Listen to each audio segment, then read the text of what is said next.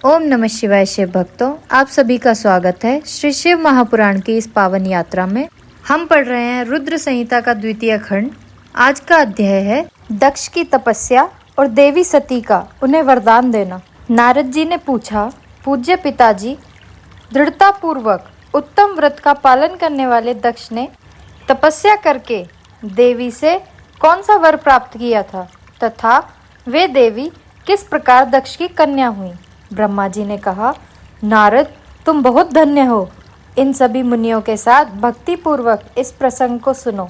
मेरी आज्ञा पाकर उत्तम बुद्धि वाले महाप्रजापति दक्ष ने क्षीर सागर के उत्तम तट पर स्थित हो देवी जगदम्बिका को पुत्री के रूप में प्राप्त करने की इच्छा तथा उनके प्रत्यक्ष दर्शन करने की कामना के लिए उन्हें हृदय मंदिर में विराजमान करके तपस्या प्रारंभ की।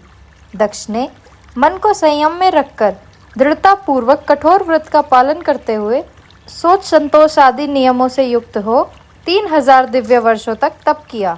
वे कभी जल पीकर रहते, कभी हवा पीते और कभी सर्वथा उपवास करते थे। भोजन के नाम पर कभी सूखे पत्ते चबा लेते थे। मुनिश्रेष्ठ नारद तदंतर यम नियम आदि से युक्त हो जगदम्बा की पूजा में लगे हुए दक्ष को देवी शिवा ने प्रत्यक्ष दर्शन दिया।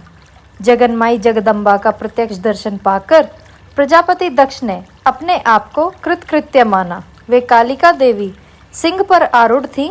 उनकी अंगकांति श्याम थी, मुख बड़ा ही मनोहर था।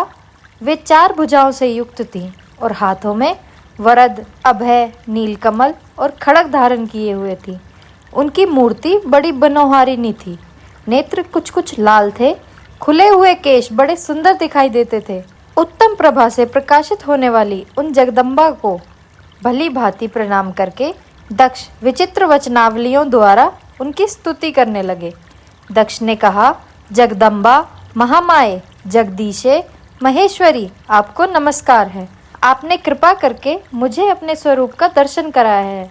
भगवती आद्य मुझ पर प्रसन्न होइए। शिवरूपिणी प्रसन्न होइए। भक्त वरदायिनी प्रसन्न होइए।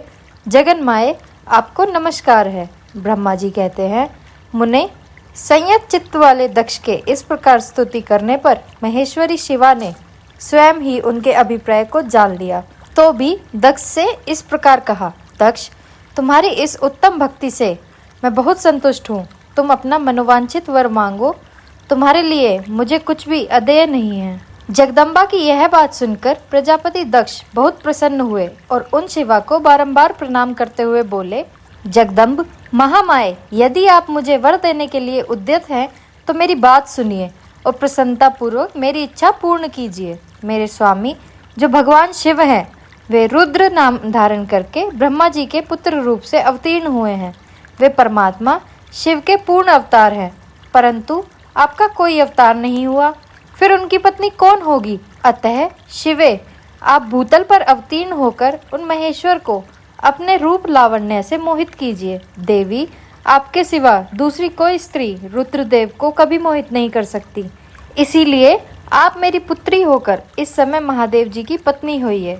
इस प्रकार सुंदर लीला करके आप हर मोहिनी बनिए। देवी, यही मेरे लिए वर है। यह केवल मेरे स्वार्थ की बात हो ऐसा नहीं सोचना चाहिए।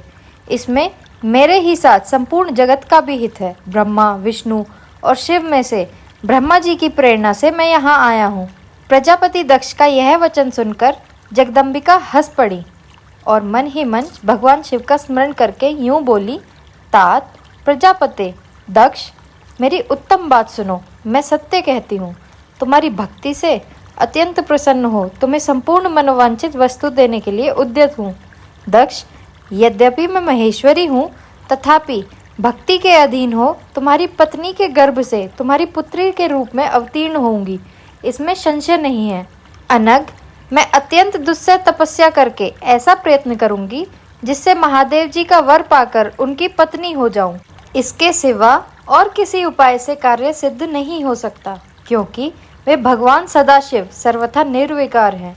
ब्रह्मा और विष्णु के भी सेव्य हैं तथा नित्य परिपूर्ण रूप ही हैं। मैं सदा उनकी दासी और प्रिया हूँ। प्रत्येक जन्म में वे नाना रूपधारी शंभु ही मेरे स्वामी होते हैं। भगवान सदाशिव अपने दिए हुए वर के प्रभाव से ब्रह्मा जी की भ्रिकुटी से रुद्र रूप में अवतीर्ण हुए हैं। मैं भी उनके वर से उनकी आज्ञा के अनुसार यहाँ अवतार लूंगी। तात, अब तुम अपने घर को जाओ। इस कार्य में जो मेरी दूती अथवा सहायिका होगी उसे मैंने जान लिया है। अब शीघ्र ही तुम्हारी पुत्री होकर महादेव जी की पत्नी बनूंगी। दक्ष से यह उत्तम वचन कहकर मन ही मन शिव की आज्ञा प्राप्त करके देवी शिवा ने शिव के चरणार विंदों का चिंतन करते हुए फिर कहा, प्रजापते, परंतु मेरा एक प्रण है, उसे तुम्हें सदा मन में रखना चाहिए। मैं उस प्रण को सुना देती हूँ, तुम उसे सत्य समझो, मिथ्या ना मानो। यदि कभी मेरे प्रति तुम्हारा आदर घट जाएगा तब उसी समय मैं अपने शरीर को त्याग दूंगी, अपने स्वरूप में लीन हो जाऊंगी अथवा दूसरा शरीर धारण कर लूंगी। मेरा यह कथन सत्य है। प्रजापते, प्रत्येक सर्ग या कल्प के लिए तुम्हें यह वर दे दिया गया है। मैं तुम्हारी पुत्री होकर भगवान शिव की पत्नी होऊंगी। दक्ष से ऐसा कहकर महेश्वरी शिवा उनके देखते ही देखते वहीं अंतर्ध्यान हो गई। दुर्गा जी के अंतर्ध्यान होने पर दक्ष भी अपने आश्रम को लौट गए और यह सोचकर प्रसन्न रहने लगे कि देवी शिवा मेरी पुत्री होने वाली हैं। हमारा अध्याय यहीं समाप्त होता है। कल हम पढ़ेंगे ब्रह्मा जी की आज्ञा से दक्ष द्वारा सृष्टि का आरंभ और नारद जी को श्राप। वीडियो को लाइक करें और चैनल को सब्सक्राइब करना ना भूलें। इससे हमें इस ज्ञान को दूसरों तक पहुंचाने में मदद मिलती है। हर हर महादेव।